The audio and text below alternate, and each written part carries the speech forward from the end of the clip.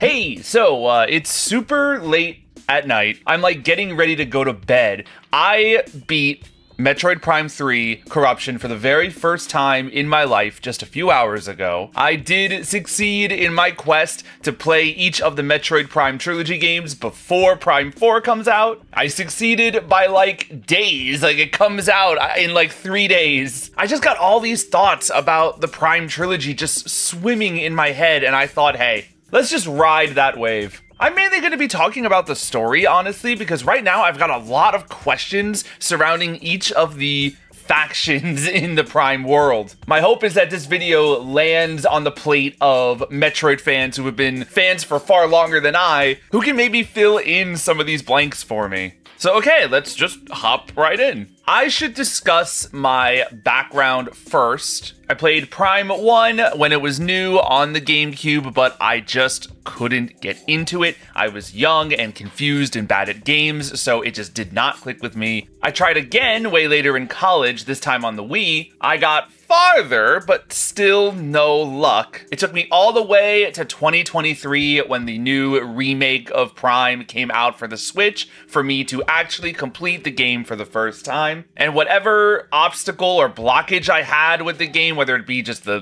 controls or just my own experience with non-linear games, getting better at exploration and not having to have my hand held the whole time, it just finally meshed with me and I really loved it. I would play it a second time just 1 year later on stream. And then this year I streamed Metroid Prime 2. This was the first time I ever played Echoes. I played it using the Prime hack, which definitely had its ups and downs. I am not used to playing games in this format, and I had a lot of tech issues along the way. But I still completed it, and I still had a really good time. And now we reach today where I have just finished Metroid Prime 3 Corruption. I did not stream it. I was just far too swamped with life at the moment, but I had to make sure I got through it and completed it before Prime 4 came out. So now here I am. I have finished them all, and I have a ton of thoughts. I think the best way for me to do this is to basically walk through the plot of the Prime Trilogy, and through that effort, I could kind of highlight some of the moments I had questions about, but also just highlight a lot of little anecdotes and things that I enjoyed and stuff like that. So yeah, I think I'm gonna do that, starting with Prime 1. Samus arrives above Talon 4, receiving a distress signal from the space pirates, her enemies. I don't know if she knew that the space pirates were sending that call, or if it was just a generic call for help. Regardless, that stops mattering very quickly the minute that Samus sees what the heck's going on. She sees a whole ton of dead space pirates, she sees a lot of experiments gone awry, and she sees Ridley flying down to Talon 4, and that's enough for her to go chase him. So Talon 4 as a planet is infected with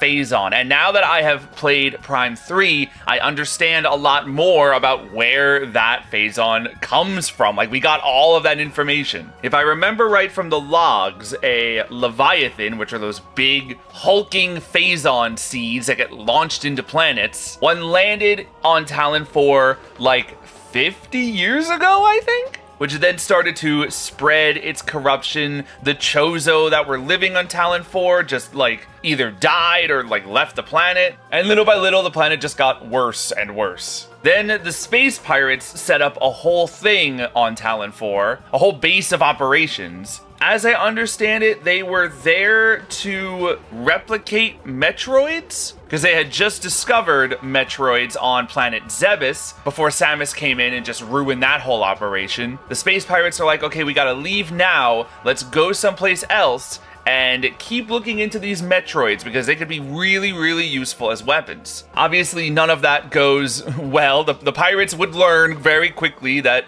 trying to harness Metroid power is just a bad idea all around. And then I guess one of those Metroids ended up going into the crashed Leviathan? Because like, okay, at the planet's core, within the Leviathan itself is the Metroid Prime, like the final boss of the game. And I hate that it's called that.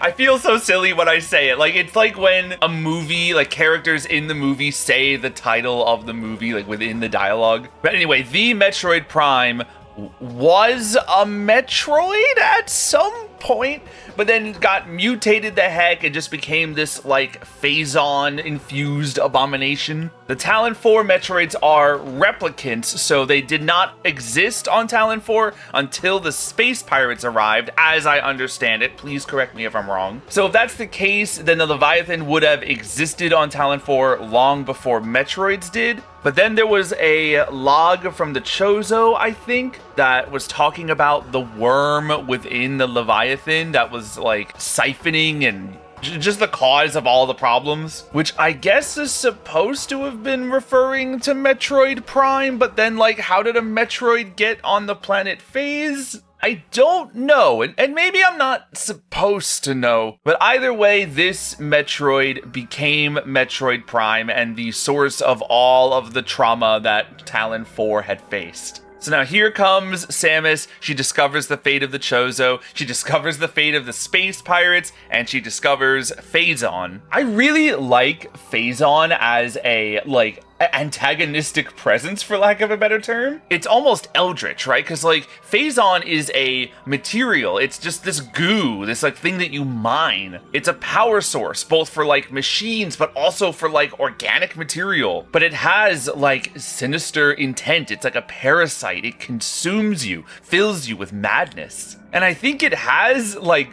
a goal, essentially, to spread and turn every other planet in the galaxy, maybe, into just more copies of Phase. It makes me wonder where Phazon, like, first came from, because we did find the planet that it originated from, but not necessarily a thing that, like, Phazon appeared out of. Was Metroid Prime like, this is, I feel like a chicken and the egg situation. It's fine. Circling back, I do enjoy Phazon a lot. It's such an identifying factor of the Prime games specifically, since Phazon doesn't really exist in the primary 2D franchise, and it just, like, ruins everything. It ruins the Space Pirates, it ruins the Federation, it ruins Samus, like, especially in Prime 3, it just eats Samus alive. It ruins planets, Talon 4 and Aether from Prime 2, and all the other planets from Prime 3 that got Leviathan shoved into them. It's like an all-consuming force of nature, and that's just such a crazy concept for, like, a villainous force in a story. Samus eventually does unlock the path towards the giant Leviathan on Talon 4, but not before taking down Ridley again. Ridley was also in Prime 3, so, like, Ridley's presence is just so fresh in my mind. And something that I only realize now as I'm rambling with all these thoughts, was there a single logbook entry that mentioned Ridley at all? The pirates are talking about their experimentations and the arrival of Samus, as well as Dark Samus, who we'll talk about later. But I don't know if they mention Ridley once? And, like, Ridley's supposed to be, like, a space pirate commander, right? You'd think, at the very least, a critical part of the space pirates' operations and plans. But then again, Ridley doesn't outwardly portray that. I know he is, like, canonically intelligent, but we see him and he just kind of roars and slashes at us. Like, he is a monster, an animalistic creature. Is Ridley just this big dragon thing that the space pirates just keep around? And they're like, yeah, we tell him that he's in charge, because if we tell him that he's not in charge, he starts attacking us. He's, like, really strong, so, like, every time Samus kills him, we build him back up with robots so we can fight her again. Maybe this time he'll get her. It's just really funny how inconsequential Ridley feels to the entire machination plot of the Prime Trilogy. Because the real Puppet Master villain is Dark Samus. When Samus destroys Metroid Prime, it starts to, like, lose its form, steals the Phazon suit away from Samus, and latches onto that as a physical form, birthing what is essentially Dark Samus. This Phazon-infused, Samus-shaped amoeba parasite. And once again, I wonder, like, where does Metroid Prime, the entity, end and Dark Samus begin? Once Dark Samus is formed, her goals become unbelievably clear, and every movement that she makes is in the name of those things. Did Metroid Prime also have those goals in mind, like invading Norian and sending out all these Leviathans, doing all the things that we saw in Prime 3? Was it gonna do that had it been allowed to just, like, eat Talon 4 some more first? I don't know, but once Dark Samus gets into the picture, things start escalating rapidly for the galaxy. Dark Samus is in this weakened state because Samus just kicked her butt. She needs energy. She needs Phazon. She's, like, craving more Phazon, which makes me wonder how much Dark Samus is in control or if it's the Phazon that's really in control here. But like an animal, she's just instinctively attracted to wherever the closest stash of Phazon is that she can find. And she finds Aether, the planet of Metroid Prime 2, where Phazon is in abundance because a Leviathan also landed here. I want to say it was 10 years. So 50 years ago, one landed on Talon 4. 10 years ago, one landed on Aether. These seem really a happenstance to me. The Leviathans in Prime 3 that landed on Norian and Brio and Elysia were absolutely, like, targeted, planned attacks. But these Leviathans read more to me like a creature, or maybe like a plant that's just spreading its seeds and hoping that one of them lands in a place where another flower can grow. I like to imagine that way more Leviathans than this were set out into the stars and, like, either burned up, got destroyed, or are still just wandering aimlessly in the stars. And only 2 of them even managed to, like, hit a planet by this point. And Dark Samus, I think, at this time does not know about Phase, the planet of Phazon origin, which is weird to me because if Metroid Prime came from the Phase and those memories or knowledges would have been implanted into Dark Samus's fusion creature of Metroid Prime. Oh god, now I said fusion. Like all these titles just blurring together. That was But yeah, it's weird that Dark Samus's first instinct wasn't to go to Phase. Perhaps she was just so desperate that she needed to get to a place that was closer than Phase was. I guess she doesn't have a way to make a wormhole either. Either way, she gets to Aether, and Aether is in an even worse situation than Talon 4 was. It's been split into 2 separate entities, like 2 separate mirror planets existing in the same space, Light Aether and Dark Aether. The Luminoth here are not faring any better than the Chozo were on Talon 4. At least one is here, one's alive, so I mean, that's something. I kept expecting this Luminoth to die as I was playing through Prime 2, but it never happened, and you know what? Like, that's a relief. Not everyone Samus meets deserves to die in the name of isolationism.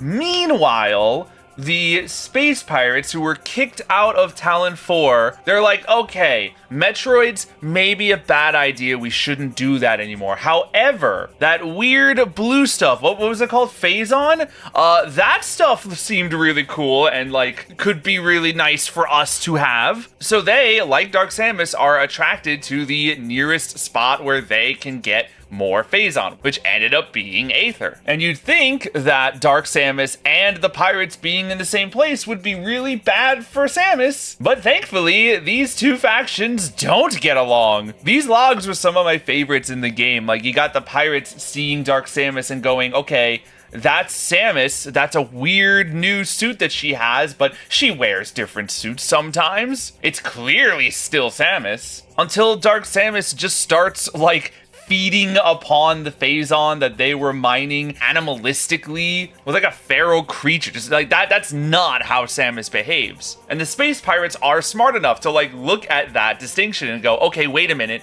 that's not Samus. If it's not Samus and these 2 are enemies, maybe the enemy of my enemy is my friend? No, the pirates were also wrong about that. Dark Samus ends up being an almost bigger menace than Samus would have been at the time. Also, again, like the same situation with Ridley. You read the pirate logs, and they're an incredibly intelligent species. And then you see the soldiers that you fight in the game, and they're just like, oh. I mean, I suppose it could just be like a very intricate alien language, but I don't know. I would one day love in a Metroid game to meet a like space pirate character that like speaks, or at the very least displays a higher level of intelligence than the likes of these pirate, Mooks and Ridley. Something akin to what Ravenbeak ended up being, or what Silex is probably going to be. So, okay, Aether, split in two. You've got Dark Samus, you've got the Space Pirates, and you've also got the Ing, which is just a whole nother problem. The Galactic Federation finally gets involved at this point. I don't remember why they were sent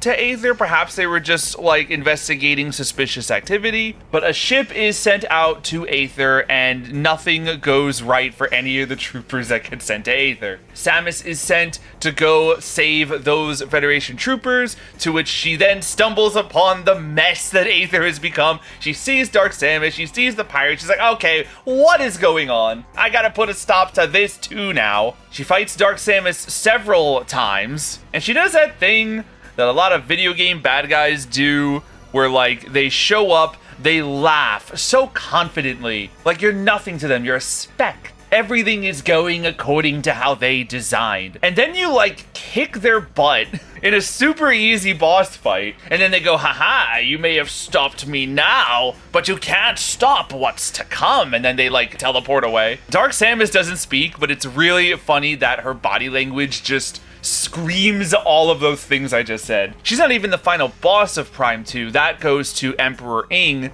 who's just like the king of this race of dark beings that spawned alongside Dark Aether. And with its destruction, the stability of Dark Aether begins to crumble, and like the two mirror worlds start to fuse back together as they should be. Dark Samus makes one final attempt at Samus's life, now completely overflowing with Phazon to the point that the suit is barely present anymore. Like you can see right through her, you can see her veins and things, like ugh. But she is defeated, and by defeated, she turns into like a series of particles that float away and then just become Dark Samus again. So, you know, you'd think Samus would be used to her opponents not being really dead, but I guess this is still early in her career, timeline-wise. Once Samus leaves, the pirates stick around to basically vulture up any remaining Phazon that wasn't taken away, because the Federation also show up on Aether to like help the Luminoth and get Aether like back on its feet,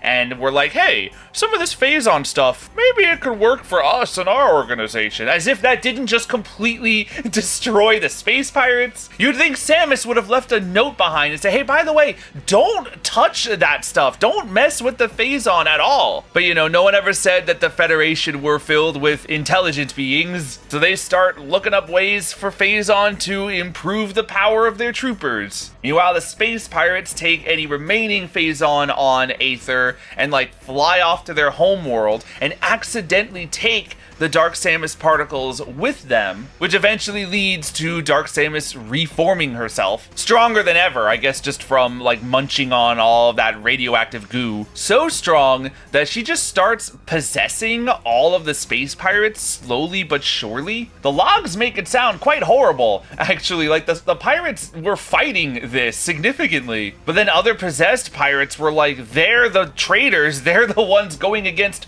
our god, Dark Samus. So like, I guess like from that point onward, the space pirates just cease to be an operating force, right? Because they all like kill each other. Though they do show up later, don't they? Like, I know there are space pirates in Super. Are there space pirates in Dread? I can't remember anymore. It's been too long since I played Dread. But essentially, Dark Samus just corrupts the entirety of the space pirates. There's a Leviathan in the space pirate homeworld. How long had that been there? Did that get sent around the same time that like the Norian, Elysia, and Brio ones were? The only thing I know about it is that the pirates like willingly allowed the Leviathan to crash into their homeworld. That's crazy. From here on in, Dark Samus begins to really start plotting and specifically trying to eradicate the Galactic Federation, who had a hand in stopping her. Now that I think about it, I don't know what Dark Samus thinks the Galactic Federation did to her specifically. I mean, they didn't just stop all your plans. Samus did. If anyone, you should be hating Samus, which I guess adds an equal level of irony. Like, you gotta love a character who just hates the main character so much, and they're forced to look like them and to visually resemble their mortal enemy. I suppose recognizing the Federation as a potential threat, they're the biggest space cops that exist in this world, I guess. She launches 3 Leviathans at 3 Galactic Federation worlds. 2 of them land, and 1 of them is stopped by Samus and a group of new and awesome cool bounty hunters that nothing terrible is going to happen to. There is so much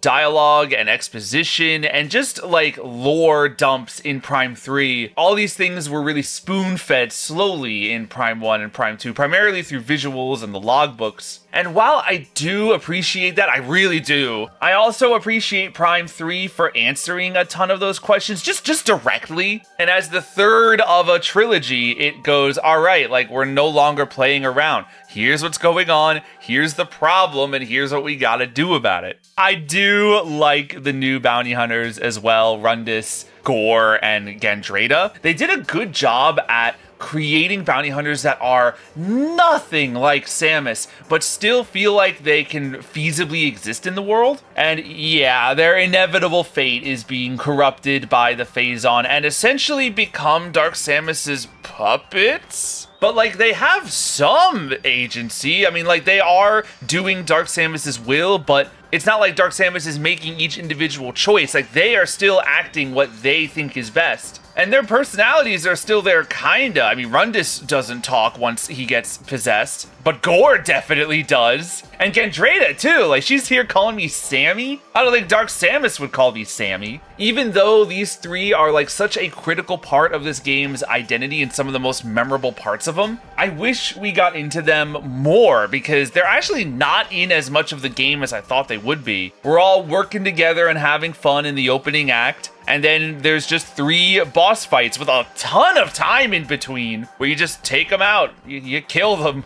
It's clearly meant to be sad. Like Samus is like clenching her fist, like she does not like the fact that she has to take them down. It's a tragedy, but I don't know. I wish that maybe we got to like see or hear some logs of them. Like there's a bit where we hear an audio log from the stolen Aurora unit from the Valhalla. I think it would have been cool to hear an audio log from each of these bounty hunters before they got consumed, or maybe like as they are, and like just hearing 2 or 3 different logs of like advancing corruption. That could have made it hit really hard. I've been hearing for years now that people are so broken up about Rundis, specifically Rundis. Like, oh my god, why did we have to kill Rundis? I didn't know much about Prime 3, but I always knew that whatever happened to Rundis must have been really emotionally tragic. But like, it ain't much. He's the first of the 3 that you kill, which is very surprising. And he doesn't speak. His music is incredible. I'll definitely give him that. And I think the music does a lot of heavy lifting in the fight for that emotional weight. Far more than Rundis himself does. But okay, enough about the bounty hunters. There's so much more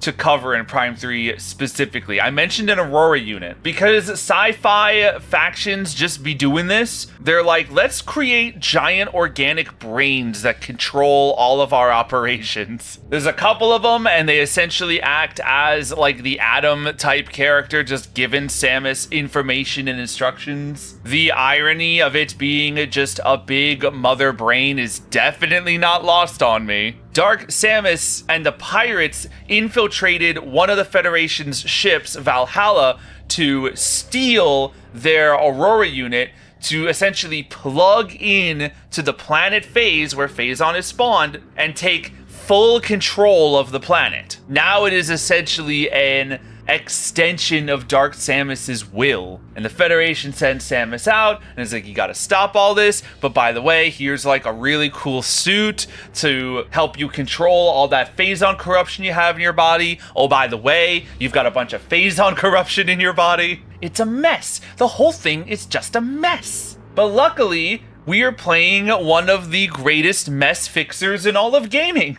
For a grand stand, I don't think that Dark Samus really stepped up to the plate. She was not really all that present. I mean, when we killed each of the bounty hunters, like this shade puppeteer form of Dark Samus showed up above the bounty hunter, consumed their essence, and then just sort of flew away. I thought that meant that Dark Samus would start like using their powers against me when we finally went to battle, but like not really. Dark Samus, when we finally did fight at Phase, it was a pretty quick fight, and the best that she had was just creating a bunch of Dark Samus echoes. We already played Echoes. That was the last game. It definitely didn't help that the game put me into this permanent hyper mode state where I just did ludicrous damage with very minimal cost. Like, yeah, I die if that yellow bar at the top reaches the end, but like,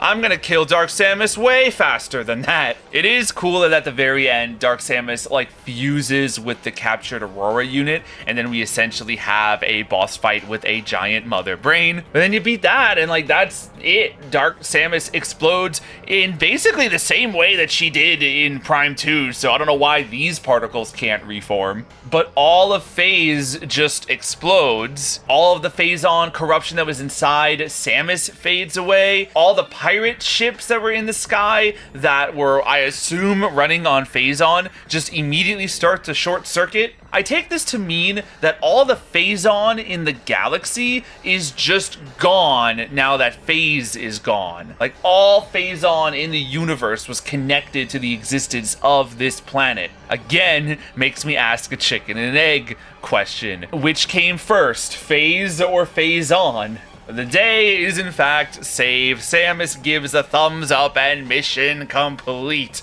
And only if you got 100% collectibles in the game do you see the secret ending where this other ship appears and chases after Samus. I know who that is, but there's no indication in the game as to who this is. That is Sylux's ship. I wonder if this ship shows up in Prime Hunters and that is how you would know? I may only have a couple days before Prime 4 comes out, but maybe I should also try to fit in Hunters. I've been told that it really doesn't matter, like there's nothing like consequential in this game, but it's weird that the franchise is treating it like it is. Like, that's where Sylux comes from, and now here is a secret ending where Sylux's ship appears, and now Sylux is the final, like, ultra antagonist for Prime 4. I don't know. He's a big deal, clearly. I don't know why.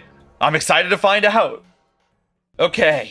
I've been talking for a really long time. I think that is all of the Metroid energy that I needed to get out of my system. I needed to press A to release all of my energy into the core. This was such a rambly video. I don't even know if it had any point. I just wanted to talk about Prime for like a ridiculous amount of time. It feels so good to finally be this big of like a Metroid junkie, remembering where I began struggling with Prime 1 and not even getting past Flagra, to now I'm here contemplating the intricacies of where each character is in the timeline and what they're doing and what their motives are and how things work. I appreciate you immensely if you stuck around for this long, and if you wish to humor me at all, definitely let me know what you think about the questions that I raised. Is there a lore that I missed in some back alley somewhere in one of these games that answers all my questions? Be sure